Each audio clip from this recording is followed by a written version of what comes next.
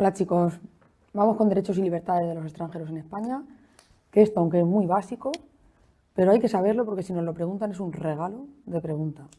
Entonces lo vemos rápido, pero hacemos un repaso de todo, ¿vale? Venga.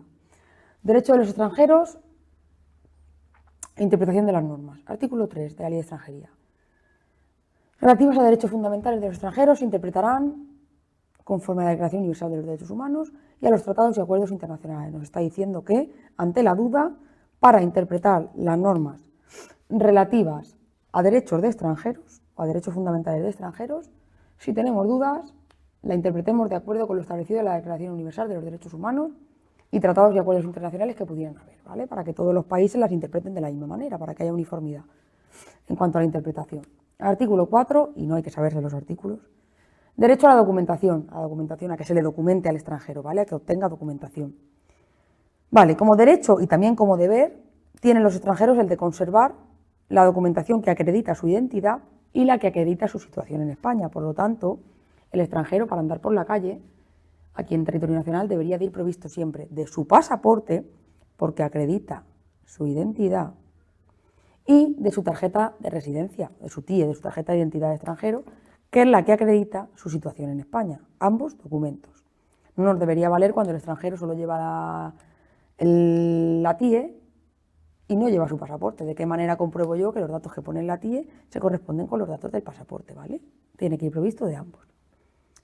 Los extranjeros con visado o con autorización para permanecer en España por un periodo superior a 6 meses tienen que obtener la tarjeta de identidad de extranjero, que deben solicitar en el plazo de un mes, desde que entran, si es que se van a quedar más de 6 meses, o desde que se le concede esa autorización para quedarse más de 6 meses, ¿vale? Derecho a la libertad de circulación y a elegir el lugar de residencia. Se podrán establecer medidas limitativas con la declaración del estado de excepción o el estado de sitio, que no de alarma, ¿vale? Solamente excepción y sitio. Y excepcionalmente por razones de seguridad pública individualizada. Medidas limitativas en el sentido de que le obliguemos a residir en un determinado lugar o que no le dejemos acercarse a otro determinado lugar, ¿vale? Siempre dentro del territorio nacional. Participación pública o derecho a la participación pública. Aquí los extranjeros residentes en España pueden ser titulares del derecho de sufragio, pero únicamente en las elecciones municipales, ¿vale? Únicamente en las municipales. No pueden votar en el resto porque no son españoles y si estamos ejerciendo como españoles el derecho al voto para decidir quiénes son nuestros representantes políticos, el extranjero, si mañana decirse irse a vivir a su país, no muy lógico que decida quién nos gobierna si no se va a quedar aquí, ¿no? Entonces por eso se hace. Simplemente se le da derecho al sufragio en las elecciones municipales porque se entiende que es el ámbito más cercano a donde vive, a donde se mueve y se entiende que ahí sí que tiene derecho a participar. Libertad de reunión, manifestación y asociación. En los mismos términos que los españoles, no hay nada más que decir. Derecho a la educación. Pues esto va a ser casi igual que los españoles también. Menores de 16, porque sabemos que la educación es obligatoria en España hasta los 16. Por lo tanto, menores de 16 en edad de educación obligatoria. El derecho y el deber, por lo tanto, este deber debería aparecer en rojo, porque también es educación obligatoria para ellos. No podemos tener a un extranjero aquí, aunque esté en situación irregular, sin escolarizar si es menor de 16 años. Tiene que estar escolarizado. Da igual su situación legal en España. Entonces, menores de 16, derecho y deber de acceder a la enseñanza básica, gratuita y obligatoria. Menores de 18, comprendidos entre 16 y 18, Derecho a la enseñanza posobligatoria, solo derecho y no deber, porque ya no es obligatoria de 16 a 18. Mayores de 18 también tienen derecho a la educación de acuerdo con la legislación educativa, es decir, el acceso a la universidad, a un módulo formativo, a lo que sea. Los extranjeros residentes que tengan en España menores a su cargo, en edad de escolarización obligatoria, deben acreditar dicha escolarización. O sea, están obligados a escolarizar a los chiquillos, ¿vale? No me vale que vivan hacinados en un piso sin que esos críos reciban la educación obligatoria, estén aquí o estén en la China. Derecho al trabajo y a la seguridad social. Bueno, derecho a ejercer una actividad remunerada por cuenta propia o ajena y acceder al sistema de seguridad social y al sistema de empleo público, ¿vale? Según establece el Estatuto de los Trabajadores. Libertad de sindicación y libertad de huelga en iguales condiciones que los españoles, si están trabajando, tienen los mismos derechos como trabajador que el resto de trabajadores españoles.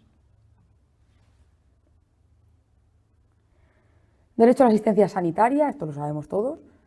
en los términos previstos en la legislación vigente en materia sanitaria, o sea, se les va a asistir sí o sí. El derecho a la salud está por encima de su situación legal o ilegal, bueno, no me gusta decirlo así, pero regular o irregular en España.